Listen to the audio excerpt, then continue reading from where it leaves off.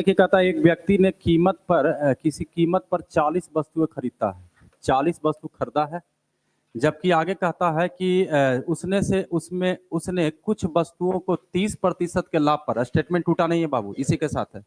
उसने कुछ वस्तु की संख्या नहीं है, लेकिन कुछ वस्तु जो है उसको 30% लाभ पर बेचा, और ये 30% लाभ पर बेचा, तो इसी से ये कनेक्टेड है। 26 वस्तुओं के क्रय मूल्य के बराबर मूल्य पर बेचा, ये दोनों स्टेटमेंट एक साथ है।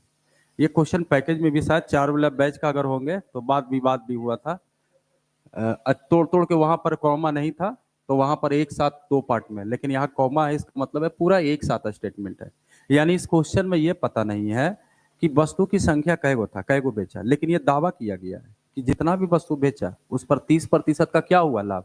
और ये भी दावा किया कि 30% जो लाभ हुआ है तो कितना में बेचा, तो कहा 26 वस्तुओं के जो क्रय मूल्य था ना उसी दाम पर बेचा। यार यहाँ गोल मटोल ऐसा है कि हम एक वस्तु का क्रय मूल्य मानते हैं और वस्तु की संख्या आपको पता है, बाकी जो इच्छा, 1 रुपया मानना कि 2 रुपया जोड़ के, ठीक है। एक वस्तु का क्रय मूल्य अगर हम मानते हैं 1 रुपया, तो अभी तो कुल 40 गो वस्तु है, लेकिन यहाँ पर वस्तु की संख्या पता नहीं कितना बेचा, लेकिन ये तय है कि जितना भी वस्तु बेचा उसको 30% लाभ हुआ, और जितना वस्तु बेचा उसका दाम क्या था, तो 26 वस्तुओं के क्रय मूल्य के बराबर उसका दाम था। अब बताइए, एक वस्तु का क्रय मूल्य 1 रुपया, तो 26 वस्तु का क्रय मूल्य यानी 26 रुपया में ये बेचा, ये है।